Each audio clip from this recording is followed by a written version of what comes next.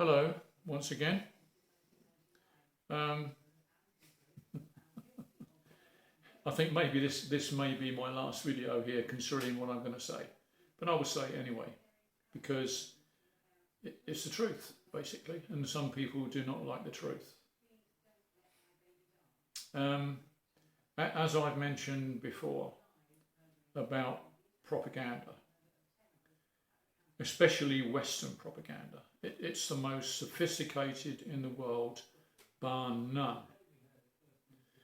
Just remember, the Third Reich in Germany was built on propaganda, and it fooled the great majority for a long, long time. And they were amateurs by comparison. I'm really not sure that people in general know about the modern history of Ukraine, Russia, or NATO. Here's a brief history of modern events. The cultural and historical elements that determine the relationship between Russia and Ukraine are important. The two countries have a long, rich, diverse and eventful history together. My lips are not quite working. Hang on a second.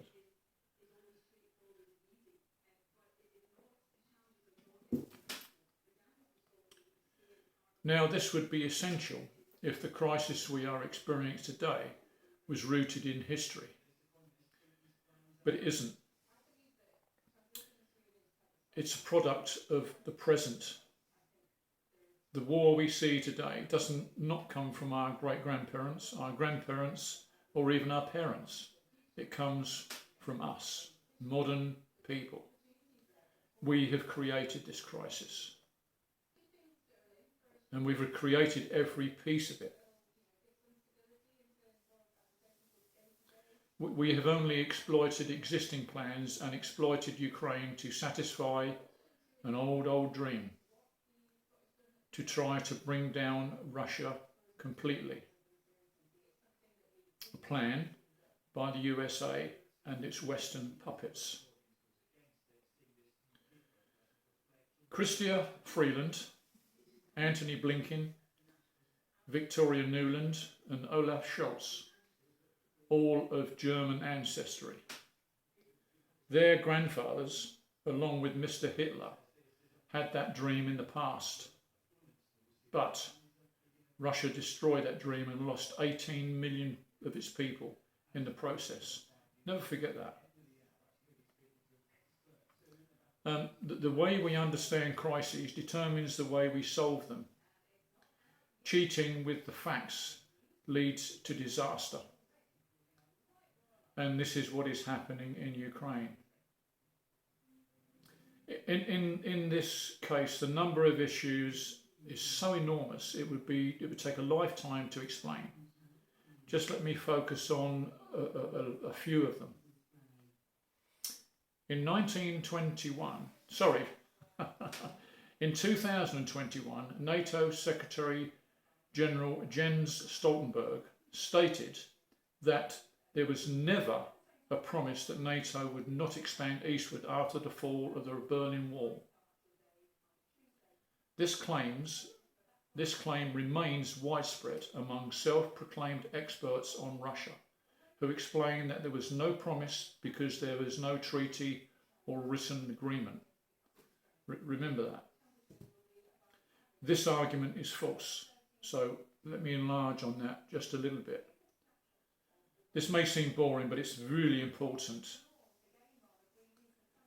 Hans-Dietrich Genscher, the German foreign minister in Bavaria, on the 31st of January 1990, as reported in a cable from the US Embassy in Bonn, Genscher warned that any attempt to expand NATO's military reach into the territory of the German Democratic Republic would block German reunification. Remember that? When the wall came down. The changes in Eastern European and the process of German unification should not undermine Soviet security interests. Therefore, NATO should exclude an expansion of its territory to the east. In other words, they should not get closer to the Soviet borders. Not only for the Soviet Union, but also for other European countries. It is important to have guarantees that if the United States maintains its presence in Germany within the framework of NATO, not 1 inch of NATO's current military jurisdiction will spread eastward. That was the promise. And promises were thus made, simply because the West had no alternative to obtain the USSR's approval, and without promises, Germany would never have been reunified.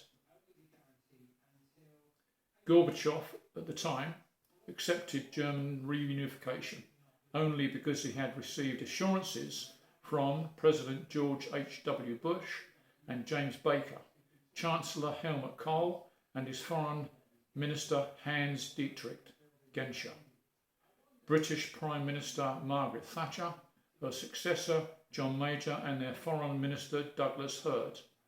Also, French President Francois Mitterrand, and also the CIA Director Robert Gates and Manfred Wörner, then Secretary General of NATO.